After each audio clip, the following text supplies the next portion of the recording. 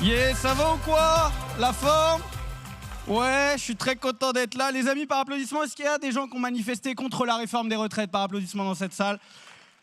Ok, ça va, ça me répond. Moi, je suis plutôt contre la réforme des retraites parce que j'ai fait la simulation de ma retraite et les chiffres sont pas bons, les amis, vraiment.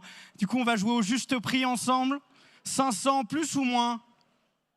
Moins, effectivement, voilà. J'ai regardé, ma retraite, elle sera de 497 €, voilà. Et j'ai vérifié, en 2057, c'est le prix d'une demi-baguette, voilà, avec l'augmentation de l'inflation. Non, c'est marrant parce qu'ils essaient de me faire travailler 2 ans de plus, alors que j'ai jamais réussi à travailler 2 ans de suite. Donc vraiment, bon courage à eux, quoi. J'ai pas mal manifesté, là, récemment. J'ai fait beaucoup de manifs. Et là, récemment aussi, je me suis trompé de manif. Je sais pas si c'est déjà arrivé à des gens. Je rentre dans une manif et je vois un drapeau français. Un drapeau français, c'est cool. Après, je vois 2 drapeaux français. Les amis, 2 drapeaux français, c'est louche, hein, vraiment. Après, je vois un drapeau Trump 2024. J'étais genre, waouh, je suis pas dans la bonne manif. En ce moment aussi, il y a un sujet d'actu qui me passionne. Je sais pas si vous êtes au courant, mais il n'y a plus d'eau. Est-ce que vous saviez ça par applaudissement qu'il n'y avait plus d'eau? Il n'y a plus d'eau. On se bat en France pour des bassines vides quand même, donc c'est un vrai problème. Je fais référence à Sainte-Soline, peut-être qu'il y en a, ils sont au courant. Après, j'ai réfléchi, ça veut dire aussi, j'ai essayé de trouver un truc marrant par rapport à l'eau, et je me suis rendu compte que ça veut dire que Jean-Claude Van Damme avait raison. Et ça m'a fait rire. Non, il avait raison. Il a dit dans 20-30 ans, il n'y en aura plus. Là, il a raison, quoi. Et ça veut aussi dire que Gérard Depardieu s'en est pas rendu compte. Voilà. Il y en a qui ont la blague, ok, ça va. En ce moment, je réfléchis aussi à qui pourrait être le prochain leader pour la prochaine présidentielle. Et j'ai trouvé, moi j'ai très envie de voter pour Thomas Pesquet en 2027. Voilà. Je trouve que c'est le meilleur français. Vous êtes d'accord avec moi? C'est cool. Thomas Pesquet 2027. J'ai même trouvé un slogan: la France, c'est dans l'espace que ça se passe. Let's go. Il va terminer tout le monde, Thomas Pesquet. Il va arriver au débat, il sera là. T'es déjà allé dans l'espace, toi? T'es déjà allé dans l'espace, toi? T'es déjà allé dans l'espace, toi? Il y a beaucoup de candidats et c'est ce que j'essaie de dénoncer. T'es déjà allé dans l'espace, toi? T'es déjà allé dans l'espace, toi? Au second tour, il sera face à Marine Le Pen parce qu'on a le pays qu'on mérite, tu vois. Et il le dira dans les yeux: Marine, dans l'espace, on est tous des migrants. Et là, elle va saigner du nez, je pense, tu vois. Avant de partir, je vais vous raconter une dernière histoire. C'est une histoire qui concerne un mec qui est très très riche, peut-être vous le connaissez. Est-ce que par applaudissement, vous connaissez Jeff Bezos par applaudissement? Ok. Pour ceux qui ne le connaissent pas, c'est le libraire qui a percé. Voilà. Tous les autres libraires, ils sont là, oh, il est fort, Jeff, quand même. Bon, c'est le patron d'Amazon et l'été dernier, il s'est payé un yacht de 127 mètres. Je ne sais pas si vous êtes au courant. Et moi, je ne savais pas, mais en vrai, quand tu te payes un yacht de 127 mètres, c'est que tu as des problèmes d'érection. Tout le monde est d'accord avec cette information ou pas? Ok, vous êtes d'accord avec ça? Le bateau est tellement gros que pour le mettre à l'eau, il fallait détruire un pont historique de Rotterdam. C'est un truc de ouf, tu vois. Moi, ça m'a inquiété, mais il y a un motif d'espoir. J'ai trouvé un groupe Facebook de gens qui voulaient jeter des œufs et des tomates sur le bateau quand il allait passer sous le pont détruit de Rotterdam. Et moi, j'ai du temps dans la vie. Je me suis inscrit à ce groupe Facebook et je like tout, tu vois. Je suis là, flust. Et ça, c'est du hollandais. Parce que je suis pas mal de fois allé à Amsterdam dans ma vie, du coup, je maîtrise cette langue, tu vois. La question que je me pose, c'est: est-ce que Mark Zuckerberg, le fondateur Facebook, il connaît Jeff Bezos, tu vois? Ils ont fait Terminal S option maths ensemble, donc ils ont dû s'appeler, quoi. Il devait être là: frérot, on a un gros problème. L'autre était là: quoi? On va devoir payer des impôts? Non, c'est pas si grave que ça. C'est juste un gros projet d'omelette sur ton bateau, tu vois. Là où ils sont trop forts, les ultra riches, c'est que Amazon Prime, ils ont une chaîne, je sais pas si vous êtes au courant. Vous connaissez Amazon Prime? Ouais.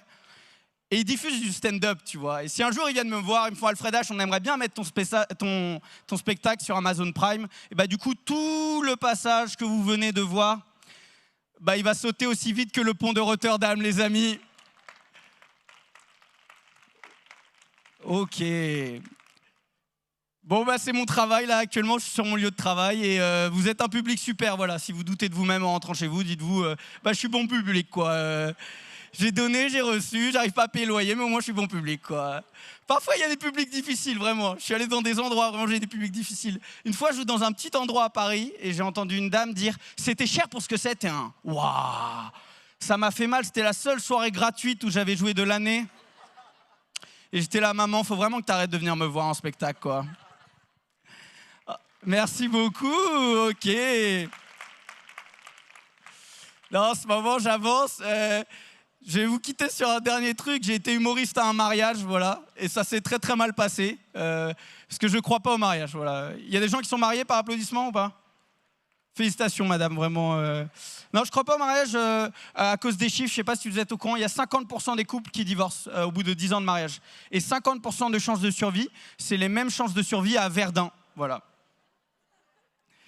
Et moi, on m'aurait dit, Alfred, est-ce que tu es chaud de sauver l'Alsace-Lorraine? J'aurais été là, mais qui est Lorraine? Qui est cette femme? Non, je ne crois pas au mariage à cause d'une émission de télé. Peut-être qu'il y en a qui connaissent. Ça s'appelle 4 mariages pour une lune de miel. Vous connaissez cette émission ou pas? C'est une émission qui m'a dégoûté du mariage, mais aussi de la vie en général. Voilà, donc moi j'ai une idée d'émission, ça s'appelle 4 divorces pour un octogone. Sans règles, avec les mêmes candidats 10 ans plus tard. T'as Karine, elle divorce de Patrick et Karine a envie de se venger. Elle choisit un thème médiéval pour l'octogone. Elle sera donc munie d'une grande hache. Et Patrick, il aura que ses mains pour se défendre. Voilà le genre de télé que je veux voir. Non, je crois pas au mariage parce que je suis un enfant du divorce. À main levée, qui a les parents séparés dans cette salle que je vois un peu? Ok, vous êtes trop chou, vraiment. Les blagues qui vont suivre, elles sont pour toi, vraiment. C'était dur la séparation de mes parents, c'était dur de voir ma mère devenir triste, et c'était dur de voir mon père devenir pauvre. Parce que le divorce, c'est un match de boxe, et ma mère, elle a terminé mon père à la 2e reprise, vraiment. Actuellement, mon père, il roule en scooter, et ma mère, elle roule en Mercedes. Et j'ai remarqué, en Mercedes, les larmes sèchent plus vite.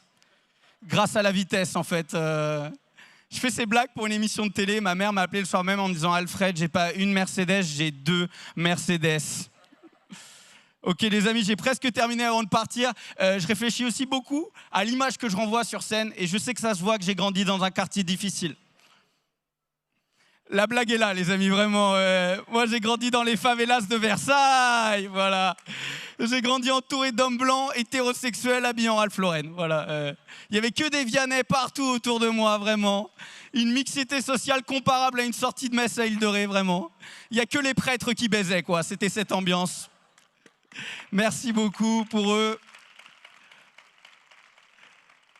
Je vous parle de ça parce que toute ma vie, j'ai été privilégié, tu vois. J'ai jamais eu faim, j'ai jamais eu froid. Ah si, j'ai eu froid une fois au ski à Méribel. Mes chaussures étaient mal attachées. J'ai dû annoncer à mon père que je voulais être humoriste. Il m'a regardé comme on regarde un crash aérien. Vraiment, il était là. Mais pourquoi le petit dernier accélère comme ça vers le RSA? Je ne comprends pas. En gros, mes parents, ils ont grimpé l'ascenseur social et moi, j'ai sectionné les câbles de l'ascenseur social avec 2 choses. Un, j'ai fait une licence de lettres modernes à l'université de Nanterre, option théâtre. Oh bah ça coupe très très bien les amis. Hein. Tu fais rien de grand avec ça. Surtout que je ne l'ai pas eu, moi, la licence. Et 2, moi, je suis le mec qui est près des enceintes en festival. Le mec qui dit, on peut pas mettre plus fort le son. T'as un autre mec qui dit, bah monsieur, c'est des travaux, on est lundi, il va falloir rentrer chez vous maintenant. Merci beaucoup de m'avoir écouté, les amis, c'était très cool. Si vous avez aimé ce que je fais, je joue mon spectacle. Je m'appelle Alfred H, si vous me cherchez sur Instagram. Et je joue mon spectacle à la Petite Loge, c'est le plus petit théâtre de Paris. Si vous venez tous, je suis complet cet été. Voilà. Merci beaucoup de m'avoir écouté, passez une très bonne soirée.